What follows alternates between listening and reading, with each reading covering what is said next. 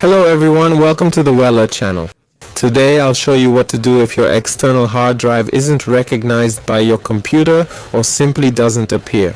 First, try the basic step of changing the USB port. Make sure the disk itself works, and if that's done, go to Start, right-click and select Disk Management. Here, in my case, everything is in order. You'll likely see something like this, a black area indicating an empty disk or a blue disk labeled New Disk.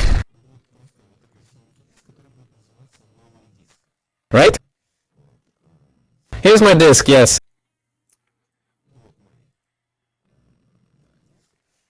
If you have an empty disk connected and it says New Disk, then format it or just delete it, and you'll have this black empty space.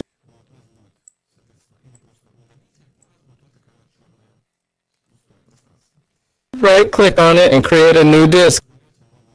You can choose any name like Disk DC or E as you prefer. That's it.